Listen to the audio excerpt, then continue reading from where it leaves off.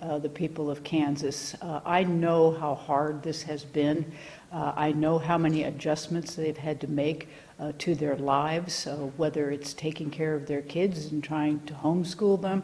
Obviously, the unemployment issue is very severe in impacting a number of our families. And, you know, just not being able to gather, not being able to hold funerals or weddings, it's tough.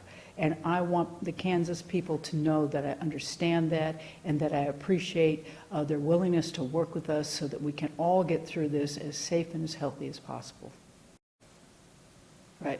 Well, yes, we did extend the stay-at-home order for another 2 weeks, so it'll go out to May 3rd. And we did that because we now know from the epidemiology studies that we will not reach the peak by April 19th. It's now looking more like April 29th could be that time, and so we needed to extend the stay-at-home to really protect Kansans from this virus. After, you know, we get to the point where we've peaked and we're starting to see it come down, you know, then we will lift the stay-at-home order. But I don't want people to get the expectation that we're going to flip a switch and that doors are going to go wide open and that life is going to become just like it was 5 weeks ago. It's not going to be that way. We're right now doing a very careful study along with other states. We're working particularly with Colorado and Missouri and the National Governors Association to bring together all of the best practices, the things we know we're going to need to do and put into place so that we can safely and securely and effectively reopen our economy. The CARES Act, you know, we're still waiting for the federal government to get that money to us.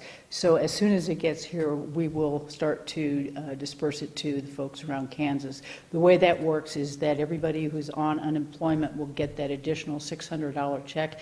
And I believe that that was good for about a 3-month period, so that will continue into July. Let's hope we don't have to go that far, but that will be that. And yes, there will be retroactivity. I think we'll be able to back it up for 3 weeks so that we can go back from the time that somebody's unemployment actually began and start providing them the payments back to then and then going forward.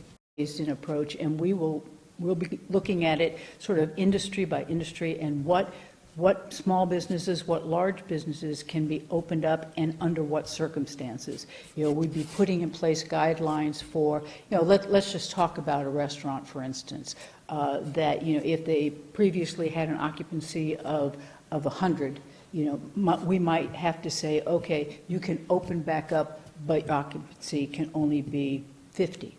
So that you can provide the necessary social distancing and be able to do the hygiene kinds of things that will need to be done.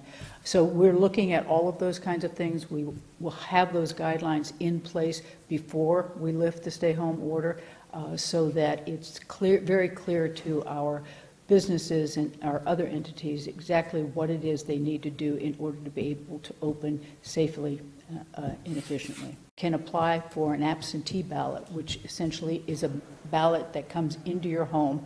You can fill it out and you can send it back in or take it into the election office. So those are available to every Kansan. So if they don't want to wait around to find out, you know, they can request absentee ballots after a certain date and make sure that they're able to vote by mail, even if the decision is not made to make it all mail-in. And we have spent millions upon millions of dollars buying millions upon millions of pieces of equipment, which we are then getting out to our local units, emergency management units and health departments for them to then distribute where it needs to go. We have now bought up from a dentist's office a lot of 3D printers that will allow us to make our own swabs, because that's what we've been missing and really limited our ability to test. So within a week or so, we should be able to ramp up the production of those and be able to implement more tests.